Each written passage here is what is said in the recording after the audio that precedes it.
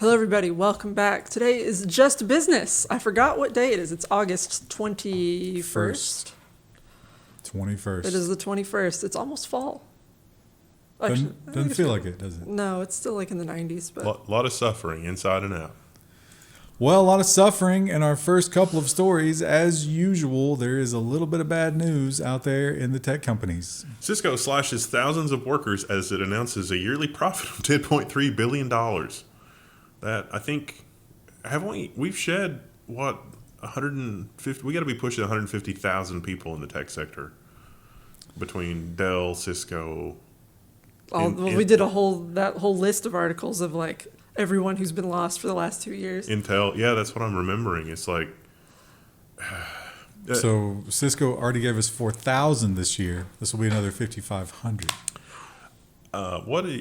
Chat engagement challenge. What do you think the chances are of Cisco going the Oracle route and becoming primarily a litigation company? I know there's a lot of people in the audience that were at Cisco.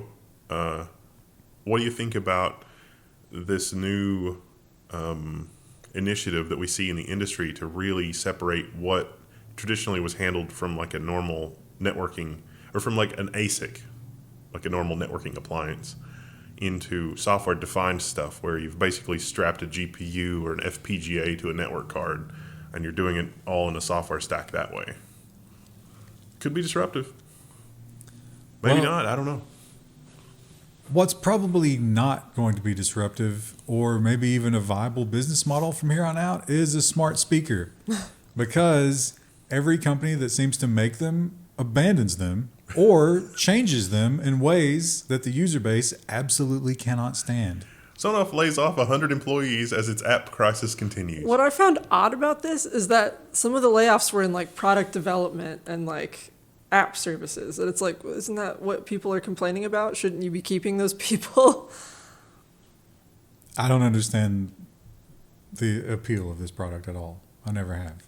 I mean, obviously someone was buying it. They've just ruined it, apparently. Yeah, the app was supposedly the redesign has been so bad that they've completely, like, all hands on deck, we have to fix this. But the people were complaining about it before they even launched it. The app was redesigned to make Sonos more money, not to be more useful. It didn't work, did it? Yeah, it's kind of a microcosm of literally everything else in our lives. Like, we continue to use things that we don't want to use because there is no alternative. But eventually it reaches a breaking point where it's just like, I'm going to go back to recorded CDs. I'm going to go back to pirated media. I'm going to go back to not this. Did we ever figure out where that VCR came from? No. Or it could be a situation where the industry changes in a major way and we have something that's maybe better, it's definitely more convenient, and then slowly over time that gets tortured into something worse than what we had before. And thank God, people seem to be abandoning it. Paramount Global to lay off 15% of U.S. workforce and close its TV studio, according to Reuters. The note in this article, it mentions this is before a merger. So it's like, they always say that mergers won't get rid of jobs, and yet. But this whole thing is to try to make them more attractive to the merger, right? You don't want to come in with all this red on your accounting. Let's have some good numbers before we marry up. Is it kind of wild that we're in an era where a well-funded YouTuber can make a better reality TV show than the networks? No, we were always in that era. We just didn't have the technology to do it. And now we do. The networks have always been terrible at it. It's just that they had the monopoly. Now they don't. I can't wait for the science fiction series. Like a group of like-minded people just get together and build an amazing science fiction series and then just publish it on the web. Like something as good as the next Firefly, but it's all just, But where you're not going to succeed there is, how do you pay for it? Because the sponsors you'll be blacklisted out of sponsorship. Think about like Babylon 5. Like with the level, like the production quality of Babylon 5 as it was a long time ago, you could get like 12 of your good actor friends together and do Babylon 5 for like a few $1 million, which is within the realm of possibility of a popular YouTuber. Not us. Not us, yeah. But like, like Corridor Digital's like, yeah, we just decided to fund Babylon 17, the best Babylon. I don't know. Well, it seems that the corporate powers are more and more consolidating control over our lives. But in the recent past, they lost one very important aspect of that, and they cannot stand it. And it seems like the plebs are standing up for this one. Video of Eric Schmidt blaming remote work for Google's woes mysteriously vanishes. It was on Twitter. I found a copy of it. You should go watch that, everybody. That's not the most crazy thing in that video. That's one of the things, but there's a lot more in that video. Like, there was some candor in there that I feel like has been walked back. He didn't think that anyone was really recording it, and they were like, there's cameras in here, dude. He also mentioned something about, like, yeah, we can just steal whatever because we can just have our lawyers deal with it for AI. Yeah, he gave them the advice. Now, he was speaking to Stanford University. So people coming into the industry, this was his advice, and one of them was, yeah, just train your AI model on whatever, because you'll make more money than you're going to lose dealing with that on the other end. This article, like, and watching these clips, I was, maybe I'm just a little unhinged this week, but I was like, why don't people just kill this guy? You can't say that, Chris. I can't say that. That has to be bleeped. What time index is that? So, yeah. What time is it? Click on OBS. We're not going to remember to do that. I'm sending the message right now. 6 minutes. Which it should be very obviously a bleeper. It's like, kiss that guy. But, yeah, like you say, you can find these clips, but Stanford took the video down. Yeah, that's what they're talking about here. So Stanford got a phone call, and they're like, "Oh, but I mean, he knows better than that. How do you run Google and think that you're gonna?" They think they're above the law. When you've been that rich for that long, literally, you're in a whole different world. Such garbage.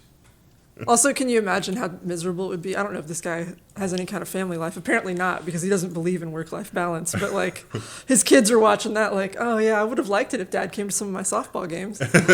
How wild is it that one of the recurring themes of this show is, like, aspiration, be a reasonable human being?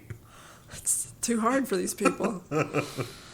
Well, it's hard to be reasonable when you hear things like that, like Krista. Well, you didn't hear Krista say it. No. She said a very inflammatory statement. I did. I shouldn't have. And this is another article that might make you feel a little inflamed because the Disney Corporation has really said something here. Like, you know that the legal department, they'll do anything they can to make this go away. But is this going to be worth the fallout? Can they control this? I think it's a guerrilla ad campaign. Disney Plus streaming terms mean lawsuit after a doctor in, Dr. pronounce that. Kanokporn Tangsuan's food allergy death must be tossed, Disney says. So this is a doctor and his wife who were vacationing. She's the doctor. Or she's the doctor. She was vacationing at Disney. He had a food allergy, and they made sure. She had a food allergy. Or she had a food. Well, someone had food allergy in this couple. There was a food allergy, and they made sure there was no thing that would trigger the food allergy. Peanuts. There was a food allergy, and the doctor Quite died. a lot, apparently, right? Yeah. She even had the EpiPen. Yeah. And it didn't matter. She died in the hospital. So Disney's lawyers immediately were like, oh, okay, well, let's go back through our records. Aha. He's a Disney Plus subscriber, which means he clicked OK to that license agreement. Yeah, right. He was never a paying customer. Yeah. It was the free trial. And so based on that, they're saying that he agreed to arbitration over any disagreement with Disney. It's not an Onion headline. Like, I really thought this was fake news. Like,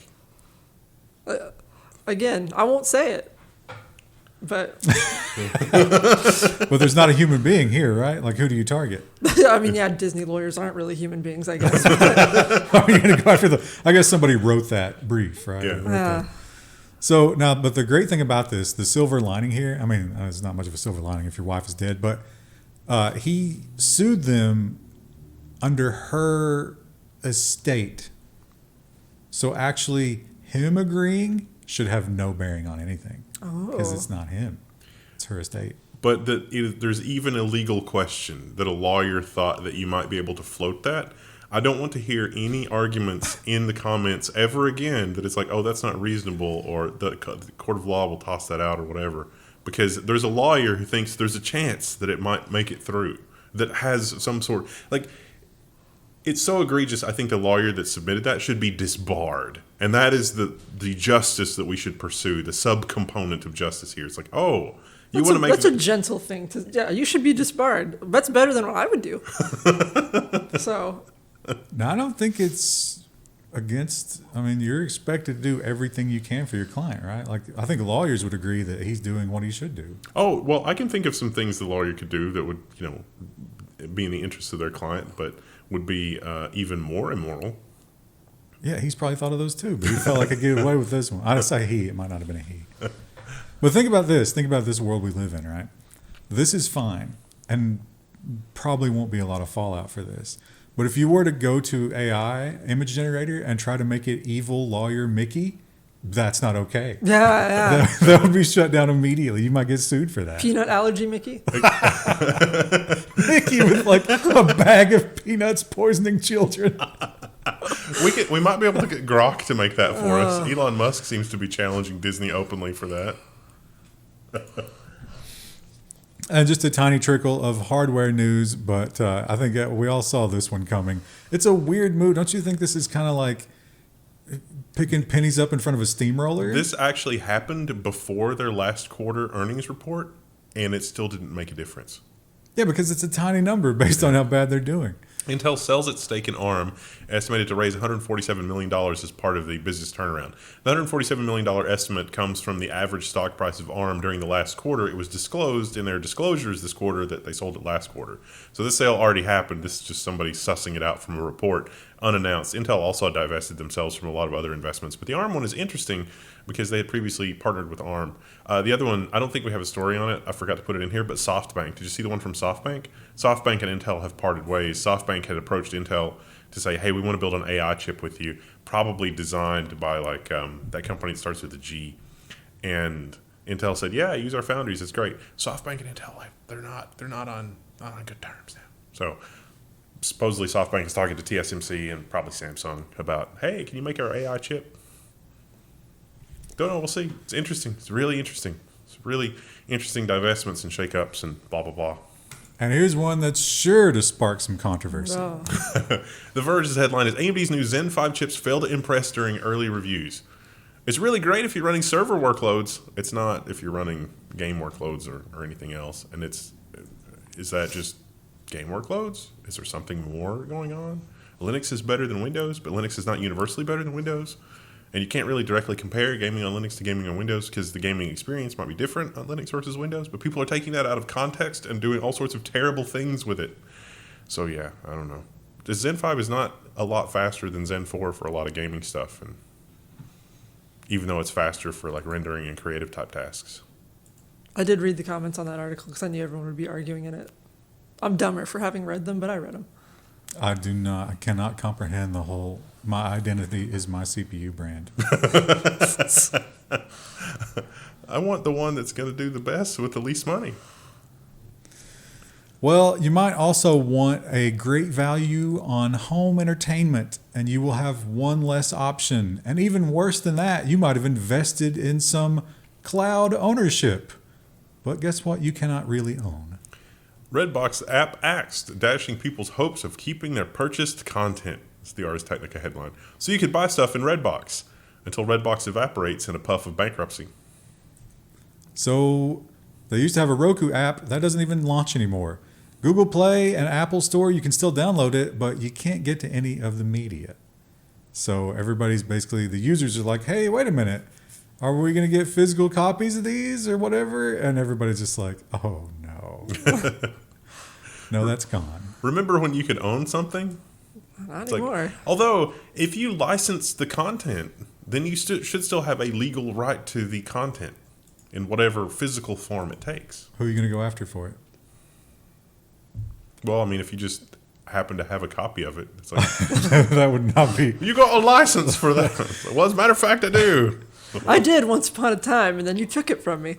Now, the craziest thing here is that not only is the digital stuff gone, but the retailers are complaining that Redbox, even though they've not had agreements with them for as long as like late 2023, Redbox never came and got the boxes. They're still out at like a lot of Dollar Generals. But they don't work. Yeah. They're And- just there. I mean, yeah. like a lot of stuff at Dollar General, it just doesn't work. And a lot CVS, I think, said that they were owed millions, and they're like, we want your trash off of our property, and we want our money, and that's never going to happen. I would. We should go get one and repurpose it. Just take it. Yeah. I feel like no one at Dollar General would care. They'd probably be happy if you hauled it off, right? Next year's DEF CON is going to have one, and it's going to give pirated media out, and it's going to be great. And this is really nothing new, but it's just interesting how much easier this gets. Because in the past, you would have to put together a package of different kinds of language models and glue to stick them together. But someone has done that work for you now. The Deep Live Cam goes viral, allowing anyone to become a digital doppelganger. It's an OBS plugin. There's a video down here. You just plug it into OBS, and you can be whatever. And it does a reasonably good job. This is not, in fact, J.D. Vance. I will say, though, it does not handle hair well because they do Mark Zuckerberg at one point in this video. And, like, whoever the guy's hair, like, his hair is still there. And I'm like, Mark Zuckerberg does not have hair that good. I'll believe it for George Clooney, but I don't believe it for Zuckerberg. But it's going to get better, right? Yeah, I do wonder how it would handle, like, if I tried to do it with my hair. Would it just look like Zuckerberg with a mullet? Maybe your hair is like the banana sticker. Yeah, you got to sandwalk and wear wigs. And Whereas I would be the ultimate doppelganger. yeah, you could be anybody. Yeah. So that's out there. Watch out for that. The article recommended if you have older parents, call them and develop a code word. I'm going to have to explain that to my mom. The other thing they mentioned, I saw some comments talking about, like, around the ears is a little bit weird. And they're like, you know how, like, with AI images, they're like, look at the fingers. It's going to be, when you see a webcam image, look at the ears. Beware of people wearing headphones, right? Because it's easy to wear headphones in that kind of video. I feel like that there's some sort of really a brilliant transition from banana sticker to there's always money in the banana stand to this particular banana stand because it's a fruit company. That's true. Well, Apple, I mean, how are you Apple and you're reading all these antitrust headlines and you see what's happening to Google and But you're like, maybe we can get away with it. you're like, you know what? Let's double down. Apple says Patreon must switch to its billing system or risk removal from the App Store. I doubt many of our users are affected by this, but if you are... Yeah, if you are using the Apple app to give us money through Patreon, can you please just use Patreon or Floatplane directly? Because... Also, just not for our sake, but just for your own sake. Why would you ever use an app to consume Patreon? Apple is still going to take 27%, even when the payments are off app. 27%. That's crazy. It's just astonishing. At $10, Patreon would take $1. Apple takes $3, and we get 4 or 6. That's crazy. It's because we're not in a position to be able to bargain with Apple. It's not because they provide $3 of value. I'll tell you that. That's the walled garden. And I believe that I want to believe that this will be the beginning of a mass exodus. You've all disappointed me in the past. The Netflix password crackdown. I thought for sure that would do something, but their profits went up. It hurt me. It hurt me when that worked. If you let this work, please don't let this work. Google pulls the plug on uBlock Origin, leaving over 30 million Chrome users susceptible to intrusive ads. Meanwhile, Apple has rolled out new ad blocking features in Safari.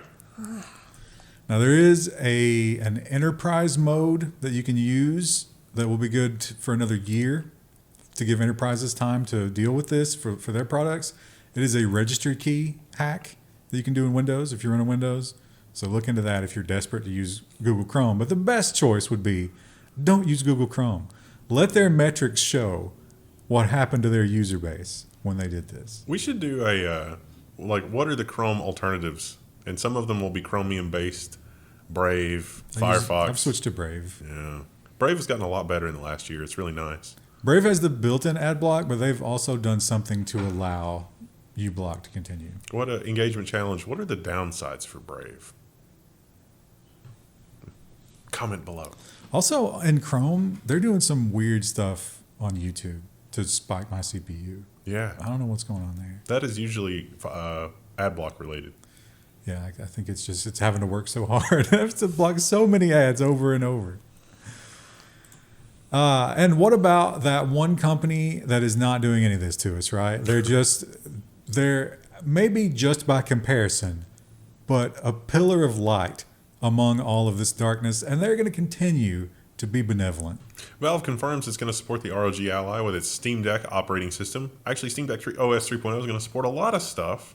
But Steam OS is going to support just a whole. I can't wait for all the Hong Kong handheld computers that are amazing and really super innovative. Those are all getting support as well. We've got new mobile chips from AMD and Intel that are coming to handhelds that are actually dramatically better in terms of battery life. And so this is going to be, the explosion of handheld computers, all because Steam was like, or Valve was like, hey, we're going to do this. And they actually pulled it off. They sold over 1 million Steam Decks, millions of Steam Decks, I think. As the old saying goes, Valve does not make games. They make money. But they've faked us all out. They did. They've made a game. Valve, we played Valve's secret new shooter, Deadlock, from The Verge. No one was supposed to write an article about this. No one. There's video in here, as well. But half of this article is like, I can't believe Valve let me get away with this. Why didn't they make me sign an NDA? And I wonder if it's maybe just because Valve is like, let's not be that horrible. They probably won't screw us, right? But it turns out Valve has banned The Verge from its secret Deadlock playtest from leaking information for the game. If we had access to that, we'd play it, but we probably wouldn't tell you until we're allowed to tell you. It's like, oh yeah, this is a lot of fun. That's just the way it works. Or whatever. Like, if you get access, generally you don't say anything until they tell you to. I don't know if I would play it. They say it is a long time to kill, multi-lane with minions, MOBA style Overwatch. I was interested. I watched some of the video. You like it? Yeah, I was intrigued. I would try it out. I need that hit after Overwatch 1 got deleted off my PC. So you think you could be competitive in it? Probably not immediately. I bet you could. Once I learned all the characters and stuff, maybe. It's also true, according to that author of both articles. Oh no, this is TechSpot. Sorry. Yeah, different one. You only need an invitation from an existing player, so somebody out there might be able to throw you one. I do love. I would love it if you could mod it like all the other Valve games where you have all the stupid. Like imagine, yeah. They might crack down on that if it's super competitive. I guess, yeah, but that's one of the joys of like going in a Left 4 Dead lobby and it's just chaos because of all the mods. I'm missing that. Maybe you'll get it back. A return to your youth. Something to look forward to. I guess we'll see if it. I don't know when they'll release it. There's no date on it, but probably gonna be free too, right? If it's like the way a lot of other games have gone, and then they'll just sell cosmetics, I guess. But that'd be interesting. Yeah. There's definitely something there. What with the vacuum that Overwatch has left. Yeah. That's something that's a little less twitchy than Dota 2. Yeah, I'm intrigued. I'm surprised how popular Valorant is. We've had a lot of was it Valorant 2 that we streamed a long time ago? We still have people reaching out that's like, oh, a lot has changed. You should try it again. And it's I don't remember any of those. I vaguely remember them, but I don't remember the differences. Oh, Warframe. That's the other one. There are a lot of rabidly... I remember playing Warframe and everybody being like, you're not doing this at all correctly. Well, there's so many like movement style things and like it's fun, but I was like, I feel like there's such a cliff to climb to figure out what I'm doing in this game. Because we were just running around shooting, and people are like, "Oh, you shouldn't be touching the ground here." It's like when you watch someone play. What's the car game we used to play? Rocket League, and like the people who are really good at managing their boost. The joy of discovery is definitely a component. Like that's it. Like PSA for game designers. The joy of discovering the game mechanic is a mini game within your game that you should, build a way for people to just discover and have fun with. No, we only design games for the hardcore 12-hour streamers. Yeah. That's all we do. No fun, only grinding. That was one of the original Quake mods that had a grappling hook and like discovering the mechanic Team of Fortress. It's like discovering the mechanic of how that. I was like, oh, that was joyous. Yeah, and then Widowmaker had one in Overwatch too that I could not get to work, but I would try. Anyway, that's it. Tell us your favorite game in the comments below. Are you excited for the new Valve one? Yeah, what is an interesting game mechanic that has fallen by the wayside? You could go all the way back to like Descent 3, which was the original Vomit Comet. Bye.